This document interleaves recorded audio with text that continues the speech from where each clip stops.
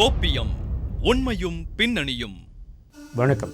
நம்ம வாழ்க்கையில் நமக்கு வரக்கூடிய இக்கட்டான ஒரு சூழ்நிலையை நாம் எவ்வாறு சமாளிக்கிறோம் அப்படிங்கிறத வச்சு தான் நம்முடைய மீதம் இருக்கக்கூடிய வாழ்க்கையும் தீர்மானிக்கப்படுது அப்படின்னு சொல்லலாம்.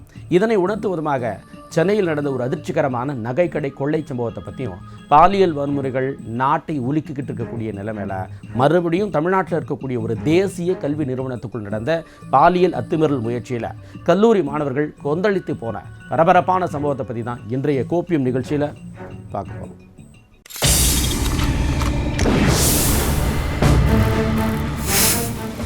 கடை உரிமையாளரே அரங்கேற்றிய கொள்ளை நாடகம்.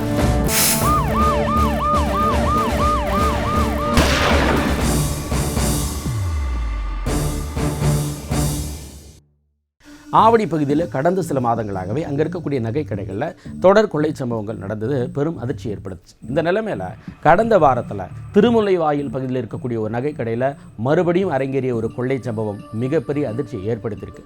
இதனை அடுத்து போலீசார் நடத்திய விசாரணையில் நகைக்கடையின் உரிமையாளரை கொள்ளையில் சம்பந்தப்பட்ட திடுக்கிடக்கூடிய சம்பவத்தில் இருக்கக்கூடிய உண்மை என்ன, அதனுடைய பின்னணி என்னங்கிறத இப்போ பார்க்கலாம். சென்னை அடுத்த திருவள்ளூர் மாவட்டம் ஆவடி சுற்றுவட்டார பகுதிகளில் கடந்த சில மாதங்களில் பல குற்ற சம்பவங்கள் நடந்தேறின.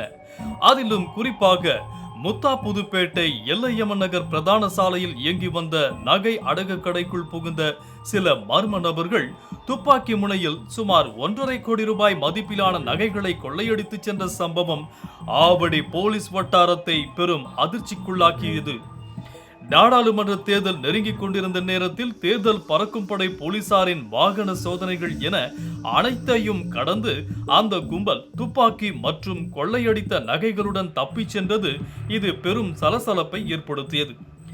அந்த சம்பவத்தில் போலீசார் நடத்திய விசாரணையின் போது நகைக்கடையில் பொருத்தப்பட்டிருந்த சிசிடிவி காட்சிகளை ஆய்வு செய்ததில் கொள்ளையர்கள் காரில் வருவதும் பின்னர் கடைக்குள் புகுந்து துப்பாக்கியை எடுத்து மிரட்டி நகைகளை சரிபார்த்து பின்னர் கடையின் உரிமையாளரின் கை கால்களை கட்டி போட்டு நகைகளை கொள்ளையடித்தும் சென்றிருந்தனர். துப்பாக்கி முனையில் நடந்த அந்த கொள்ளை சம்பவம் சென்னையில் பெரும் அதிர்ச்சியை ஏற்படுத்தியது. இந்நிலையில் ஆவடியில் மீண்டும் ஒரு நகைக்கடையில் நடந்திருக்கும் கொள்ளை சம்பவம் போலீசாரை மட்டுமல்லாமல் அந்த பகுதி மக்களையும் கூட தூக்கமிழக்க செய்தது. ஆவடி திருமுல்லைவாயில் செந்தில் நகர் பிருந்தாவன் அவென்யூ பகுதியில் இயங்கி வரும் நகைக்கடையில் அதன் உரிமையாளரான ராஜஸ்தானை சேர்ந்த ரமேஷ்குமார் கடையில் உள்ள நகைகளை சரிபார்த்து கொண்டிருந்தார். அப்போது திடீரென உள்ளே புகுந்த 2 முகமூடி அணிந்த நபர்கள் கடையின் உரிமையாளர் ரமேஷை தாக்கி அவரது கை கால்களை கட்டி போட்டுவிட்டு கடையில் இருந்த பல லட்சம் மதிப்புடைய சுமார் 50 சவரன் தங்க நகைகளை கொள்ளையடித்து சென்றது பெரும் அதிர்ச்சியை ஏற்படுத்தியது.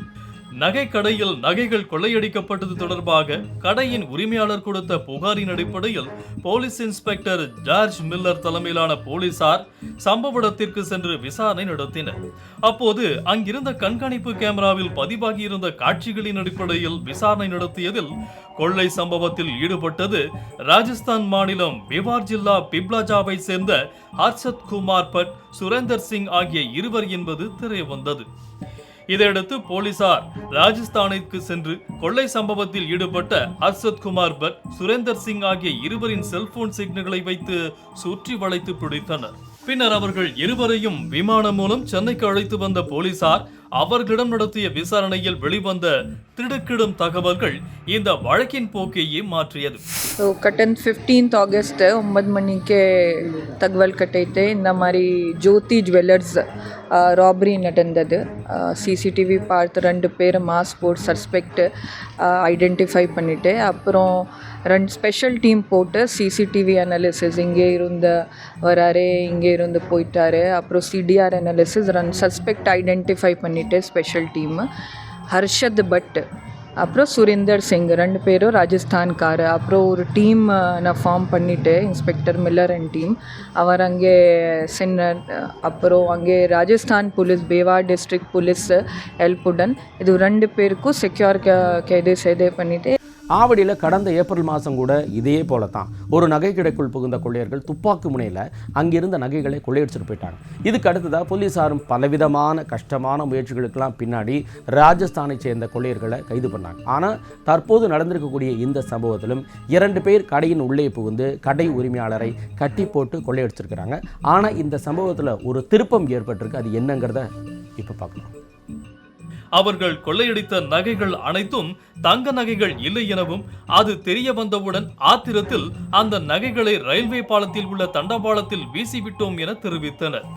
இது போலீசாருக்கு சந்தேகத்தை ஏற்படுத்திய நிலையில் மேற்கொண்டு அவர்களிடம் விசாரணை நடத்தியதில் கொள்ளை சம்பவத்தில் ஈடுபட சொன்னதே நகைக்கடையின் உரிமையாளர் ரமேஷ்குமார் தான் என்று கூறி போலீசாருக்கே அதிர்ச்சி வைத்தியம் கொடுத்தனர். இதை கேட்டு மிரண்டு போன போலீசார் கைதானவர்கள் அளித்த தகவலின்படி நகைக்கடை உரிமையாளர் ரமேஷ்குமாரிடம் விசாரணை மேற்கொண்டனர். அப்போது அவர் கூறிய தகவல்கள் போலீசாருக்கு மேலும் அதிர்ச்சியை ஏற்படுத்தின. அதில் ரமேஷ்குமாருக்கு லட்சக்கணக்கில் கடன் இருப்பதோடு அவரிடம் ஏராளமானோர் நகை சீட்டும் கட்டியதால் அதனை திரும்ப தர இயலாது என்ற இக்கட்டான சூழ்நிலைக்கு தள்ளப்பட்டதாகவும், அதனால் என்ன செய்வதென்று தெரியாமல் இருந்தபோதுதான் தனக்கு தெரிந்த அர்ஷத்குமார் பட், சுரேந்தர் சிங் மூலம் இந்த கொள்ளை சம்பவத்திற்கு பிளான் போட்டதாக ரமேஷ்குமார் தெரிவித்திருக்கிறார். இன்வெஸ்டிகேஷனில் நான் ஐடென்டிஃபை பண்ணி இந்த மாதிரி கம்ப்ளைனன்ட் ரமேஷ் அவர் நிறையா டெட் இருக்குது, ஃபைனான்ஷியல் ஸ்ட்ரெஸ்ல ஏற்கனவே அவர் இருக்கார். அந்த மாதிரி ஃப்ரெண்ட்ஸுடன் பிளான் பண்ணி he has executed under stress and plotted to display it as a robbery to escape from the financial stress and debt. So we have cracked the case. 3 பேர் கைது செய்து ஏற்கனவே பண்ணுறாரு. அப்புறம் யார் யார் ஹெல்ப் பண்ணிவிட்டு ஒரு 2 பேருக்கும் நான் ஏற்கனவே ஐடென்டிஃபை பண்ணிவிட்டு அப்புறம் will follow up with the investigation. ಎಲ್ಲ ಕವರಿಂಗ್ தான், ரியல் ஜுவல்ஸ் இல்லை, ಎಲ್ಲ கவரிங் தான். அவர் ஒரு ஆம்புலன்ஸ் கார் ஹெல்ப் பண்ணிட்டாரு, அவருக்கு கொடுத்துட்றாரு. நான் ஐடென்டிஃபை பண்ணிவிட்டு இது ரிகவரிக்காக ஃபாலோ பண்ணேன். இல்லை, இப்போ அவங்க வந்து அந்த ஜுவல்லர் வந்து இது தீபாவளி ஃபண்டு மாதிரி போட்டிருக்காங்க. அதை வந்து இது பண்ண முடியாதுன்றதுனால ஒரு இந்த இது பண்ணியிருக்காரா? The part of investigation, we are checking what all financial stress he was in. Debt இருக்கு, இந்த மாதிரி பான் ஐட்டம்ஸ் ரிட்டர்ன் பண்ணல, மணி ரிட்டர்ன் பண்ணல, நிறையா இந்த மாதிரி இன்ஃபர்மேஷன் இருக்குது. நான் ஒர்க் பண்ணேன். இப்போ அவர் ஜுவல்லில் இப்போ நிறைய பேர் வந்து இது வச்சுருப்பாங்க, அடகு வச்சுருப்பாங்க. அந்த பப்ளிக்ஸ்க்கு என்ன சொல்கிறீங்கன்னா, இப்போது அவர்கிட்ட ஜுவல்ஸ் இருக்கா இல்லையா தெரியல. Will investigate, enquire, will follow. இதையடுத்து போலீசார் நகைக்கடை கொள்ளை நாடகமாடிய நகைக்கடை உரிமையாளர் ரமேஷ்குமாரையும் கைது செய்து நீதிமன்றத்தில் ஆஜர்படுத்தி சிறையில் அடைத்தனர். இந்த சம்பவத்தால் அந்த பகுதி மட்டுமல்லாமல் நகைக்கடைகள் உரிமையாளர்கள் சங்கத்திலும் பெரும் அதிர்ச்சியையும் பரபரப்பையும் ஏற்படுத்தி இருக்கிறது. என்ன ஒரு விஷயம்னா, இவர் வச்சிருந்த எல்லாமே கவரிங் நகை. வட மாநிலத்திலேருந்து வர்றாங்க, வந்து வட்டி கடை வச்சு நடத்துகிறாங்க, பண்ணுறாங்க. இன்றைய காலகட்டத்தில் வந்து அது வைத்த வாயை கட்டி 55,000 ஆகி போயிருக்கு. இப்போ வந்து ஒரு சவரத்தோட நகை சாமானியெல்லாம் வந்து அவங்கவுங்க பெண்களை கட்டி கல்யாணம் பண்ணி கொடுக்கணும்னா ரொம்ப ரொம்ப கஷ்டப்படுறான். இன்றைய காலகட்டம் இப்படி இருக்கும்போது இந்த மார்வாடிகள் இது போன்ற செயல்களை ஈடுபட்டு போலியான நகையை வைத்து அதை ஒரிஜினல் சொல்லி இவங்களே செட் பண்ணுறாங்களே. இதனால் வந்து காவல்துறைக்கும் மிகப்பெரிய மன உளைச்சல், கால விரயம் அதிகமாகுது. ஆகையினால் மாநகர காவல் ஆணையாளர் அவர்களுக்கு ஒரு அன்பான வேண்டுகோள் என்னவென்றால், ஆவடி மாநகர காவல் ஆணையாளர் அந்த லிமிட்டில் உள்ள அனைத்து நகைக்கடைகள், மார்வாடிகள், சின்ன சின்ன வட்டி கடை எல்லாத்தையும் தரவாக ஆய்வு செய்யணும்னு கேட்டுக்கொள்கிறோம். அதே போன்று மார்வாடிகள் அனைவருமே சிட்டு நடத்துகிறாங்க. அதாவது தீபாவளி பண்டிகை, இப்போ தீபாவளி நெருங்கிட்டு இருக்கு. ஒரு தகுதி இல்லாத நபர்கள் எல்லாம் தீபாவளி சீட்டு நடத்தி அந்த சீட்டில் வந்து போர்ஜரி பண்ணி ஏமாற்றிக்கிட்டு இருக்கிறாங்க.